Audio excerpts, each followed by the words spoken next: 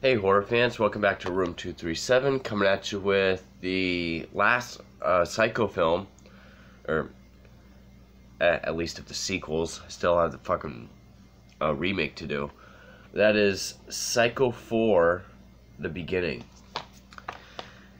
Now, with the financial failure of Psycho 3, that was the last one to be released theatrically. Psycho 4 was actually a TV movie that it aired on Showtime, because I'm watching it and there's like nudity and stuff, and I'm like, what the fuck channel was this on? It was on Showtime. It aired on Showtime on November 10th, 1990. There was actually a 30-year retrospective airing at that time, hosted by Janet Leigh, and that was part of it. And it's the last one of the series, the last one to star Anthony Perkins, who unfortunately passed away 2 years later from complications to AIDS. And upon reading, because in my Psycho 3 review I said it felt like his acting was a bit off, and because I think 1986 was around the time he found out he was HIV positive, so he probably had that and like even just the realization of it rolling around in his head.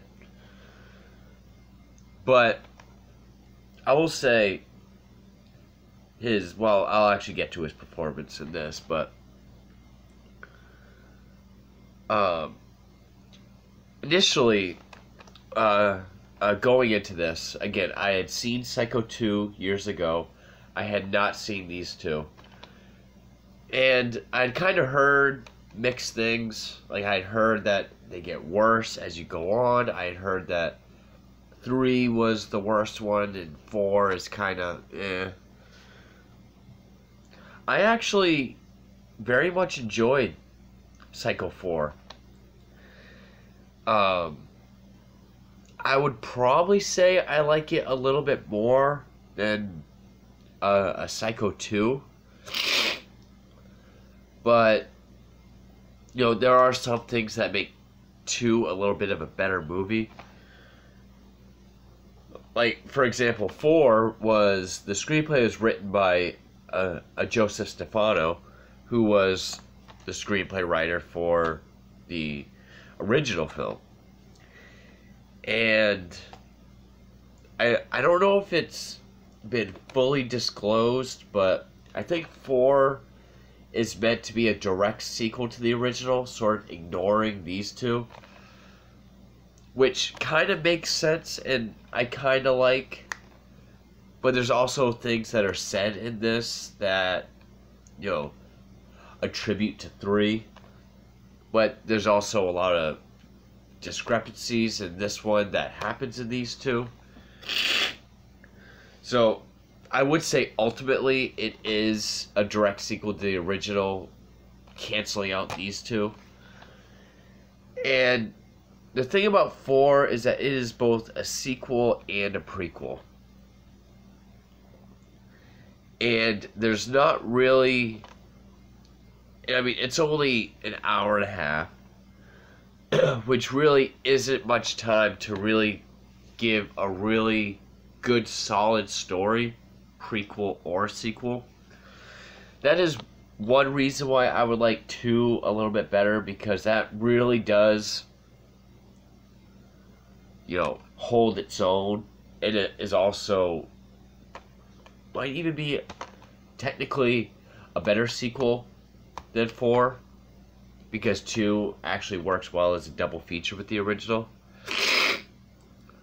But 4, the whole setup of the film is there's this a radio show that I'm guessing they talk about a range of topics, but it's hosted by this woman named Fran, played by C.C.H. Pounder,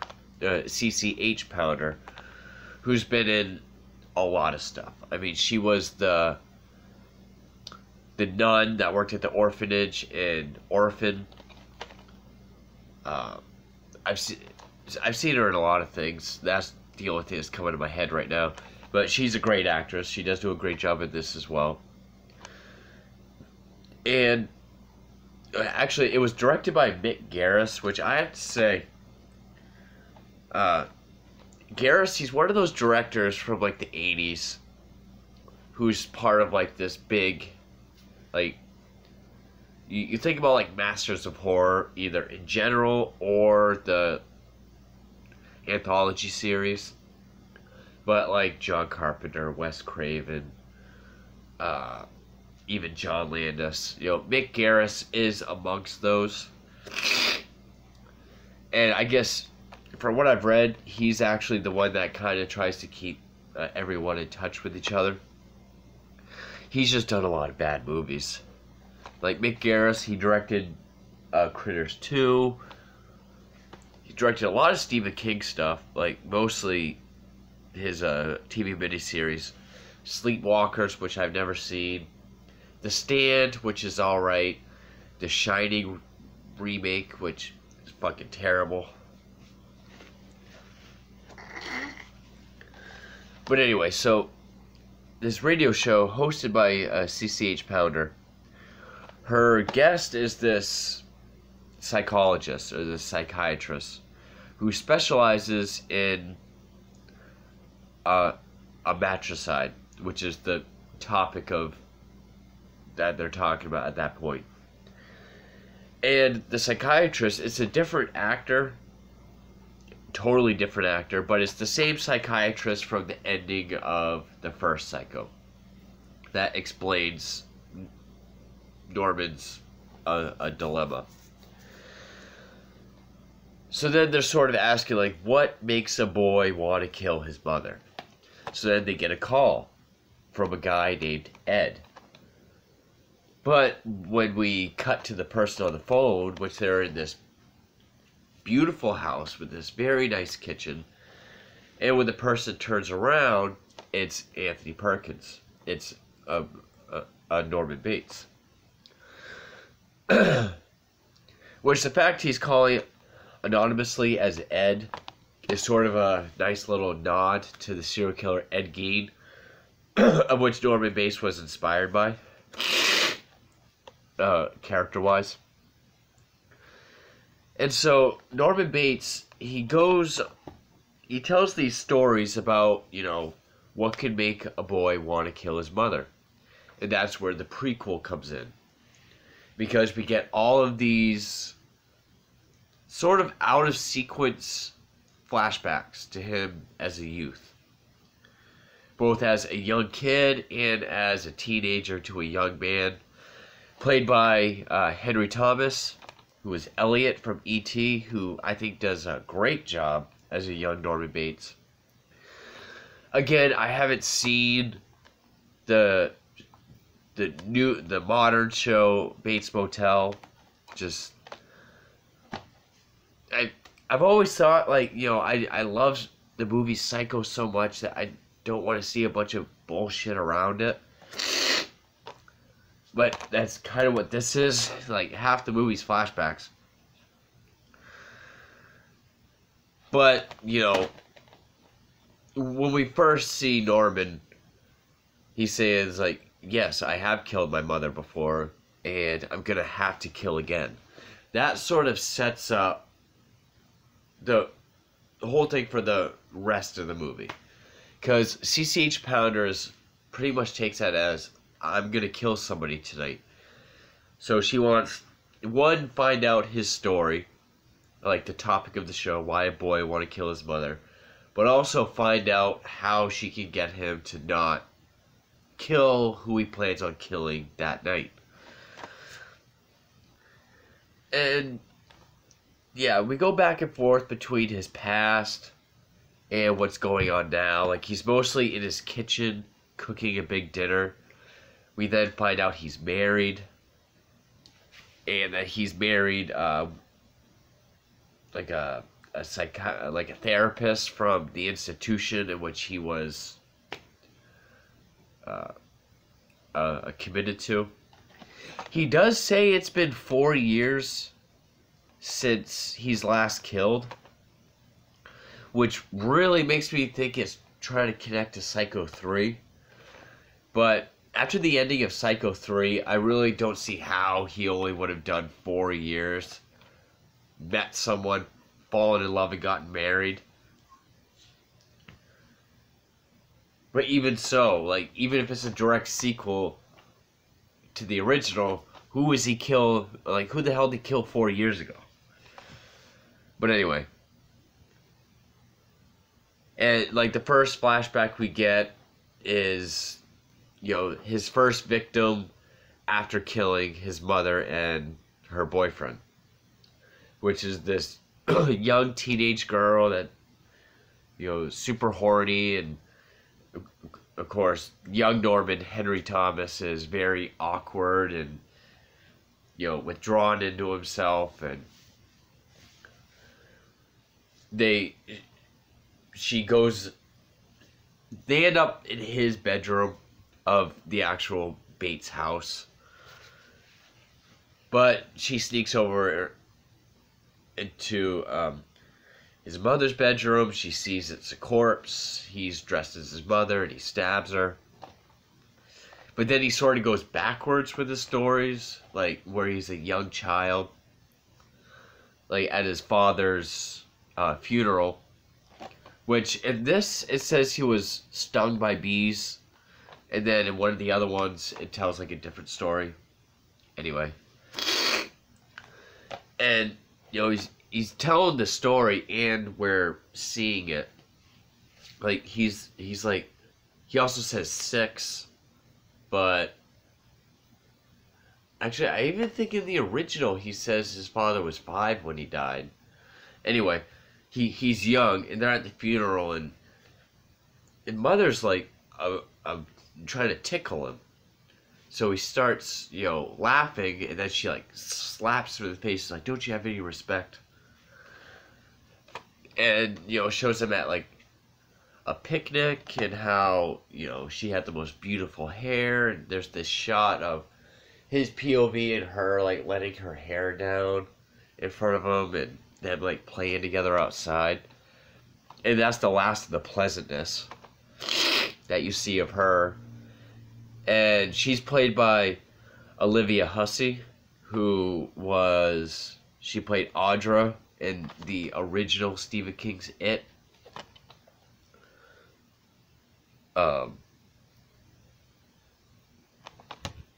And so then, you know, it basically, so yeah, flashbacks, Norman in his kitchen talking to C.C.H. Pounder for a little bit, the psychiatrist. And there's even a cameo, like one of the guys that works at the radio station is John Landis, director of American Werewolf in London, Blues Brothers, Animal House, Kentucky Fried Movie. He directed the first segment of the Twilight Zone movie and the opening. Oh, really solid director. Mostly known for comedies, and all his lines in this are jokes. But, you know, he tells other stories about like how his mother was, you know, terrified of thunderstorms, and she would want him to like hold her. But this one night he was outside in the rain, so when he comes in, she makes him take his wet clothes off and then get in bed with her and hold her while he's in his underwear. And through Norman's narrations, we find out that he got an erection, got freaked out, and left the room.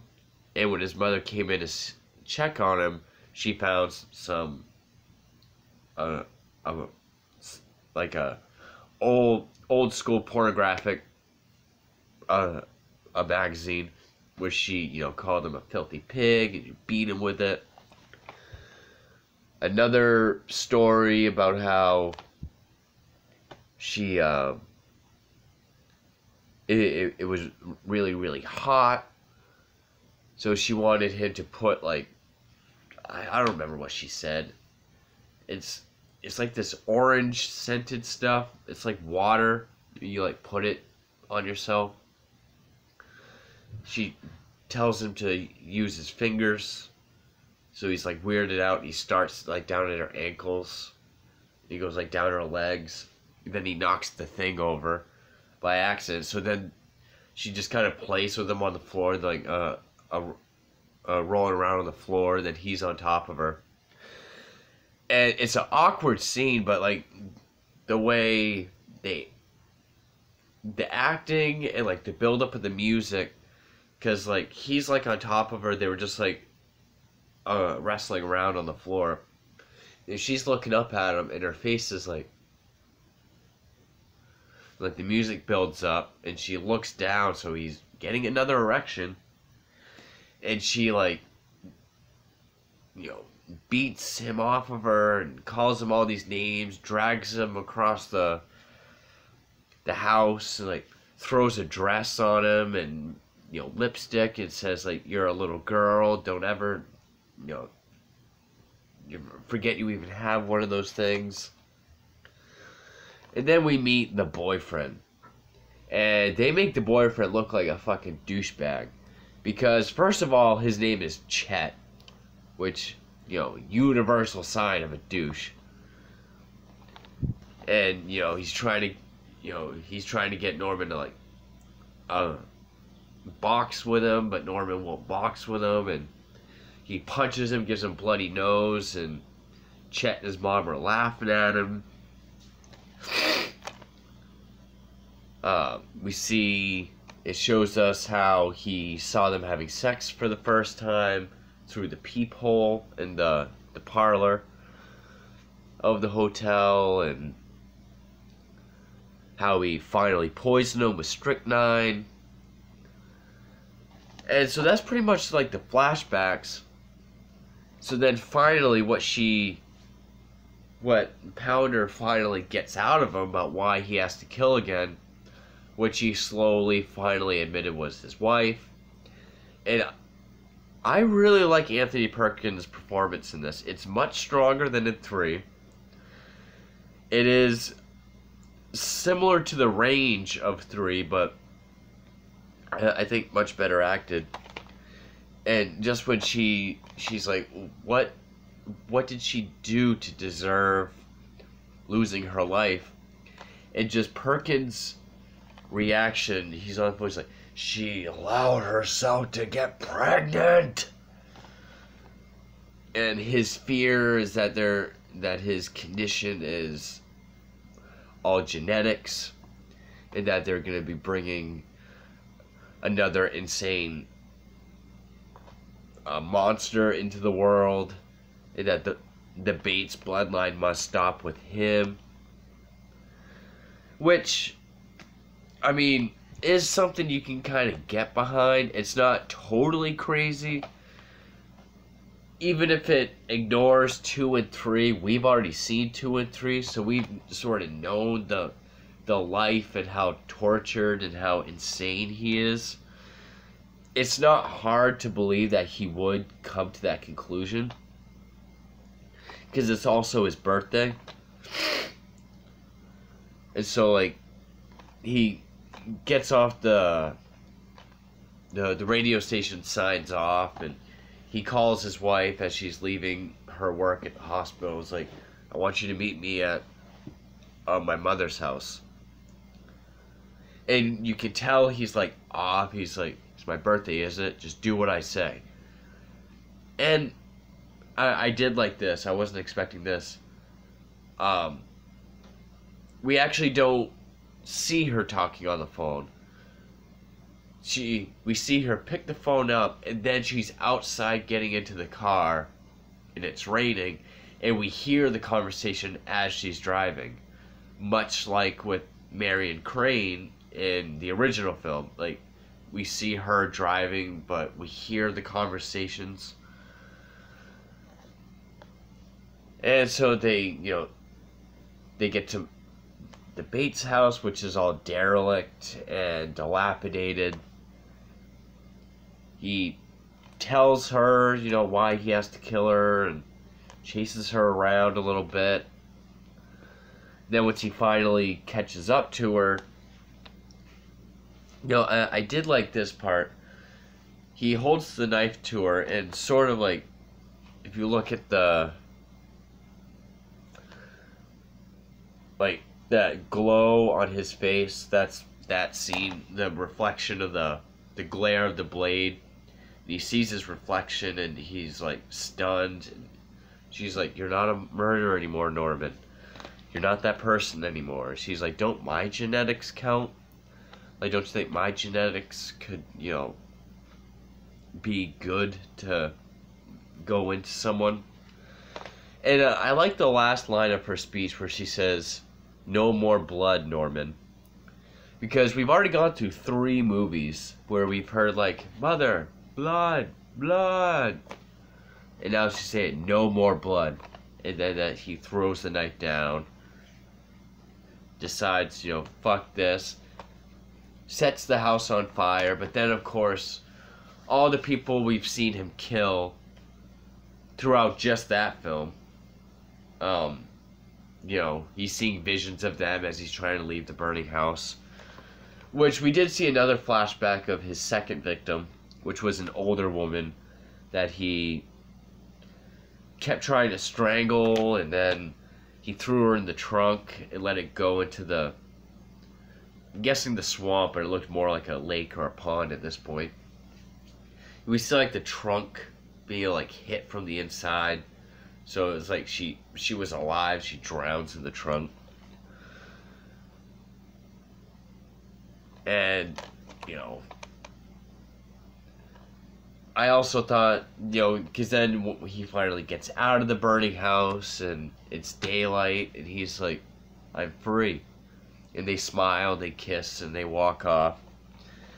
And I like that ending shot where it's the fruit cellar of what's left of the house, and there's a rocking chair and it's like rocking.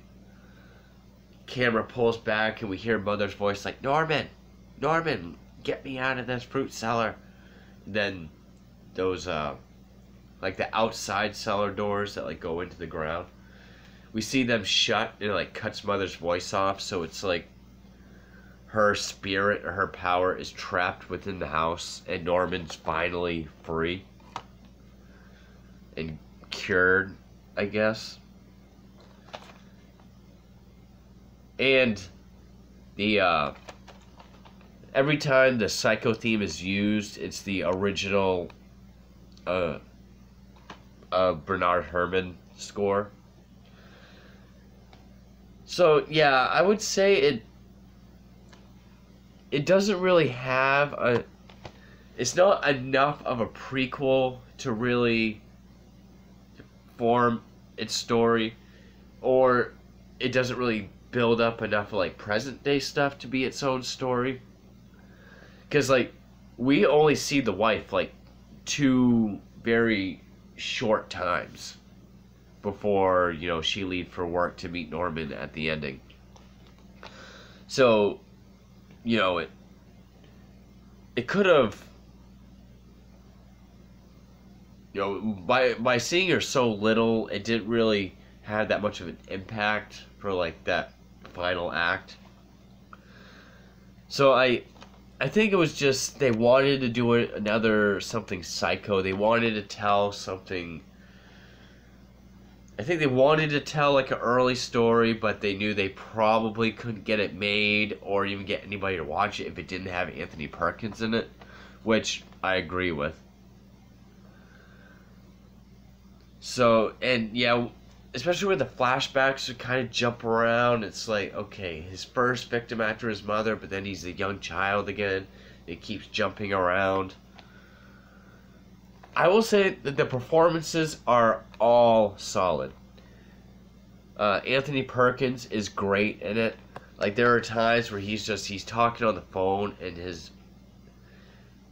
either the way he looks at the camera or just some things he says or how he says it is very, like, darkly intimidating and creepy. I mean, Perkins is always great as Norman Bates, but I would say this one stands out way more than 3. Sort of on par with 2. I would say Henry Thomas does a great job as a teenage young man Norman.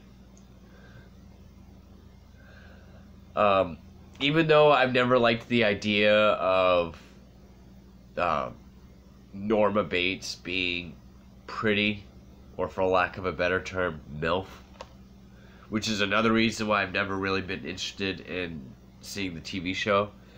I would say Olivia Hussey did do a good job. You know, she was, when she was sweet, but when she was mean and a monster and abusive to Norman, she was fucking vile. C.C.H. Pounder did a great job. She's one of my... I mean, I haven't seen her too many things. I've seen her in quite a few, but... You know, as far as like a character actress, you know, she always does a lot with her supporting roles, and this was one of them.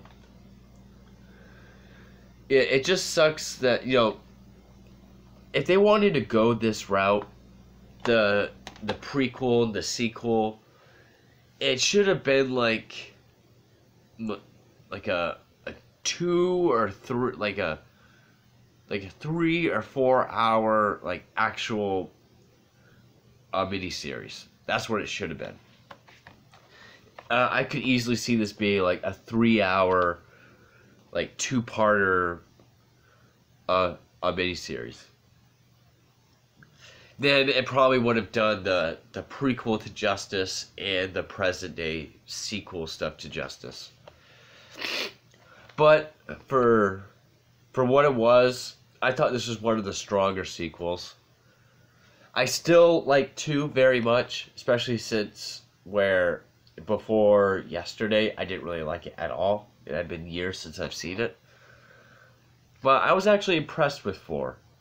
And I would say my favorite part about 4 would be the performances. All the key people, Perkins, Pounder, Hussey, and Thomas, all did a great job. And yeah, it does suck that was Perkins' last role as Norman before he passed away. But, so yeah, that is the Psycho series. And yeah, now, I don't know when I'll get to the remake. I'm actually debating on if I even have to watch it, because I've seen it at least twice. And I did just watch the original Psycho yesterday. And it literally is shot for shot, mirrored carbon copy of the original. It really is. But on the other hand, I kind of do want to watch it again so I can point out, you know, why Vince Vaughn is terrible as Norman Bates. Or, you know, if it's shot for shot, why this one is classic gold and this one is moldy shit. But anyway, yeah, Psycho 4 I was actually pretty impressed with. I thought it was a big improvement over 3. And for being a prequel, which I generally would have had no interest in, I thought it did a good job. And, you know, it was a good final performance as Norman Bates from Anthony Perkins. And anyway, so I don't know when I'll get to it, but stay tuned either sometime this week or next weekend for the remake, and then we will see what comes next for Room 237. So, thank you for watching.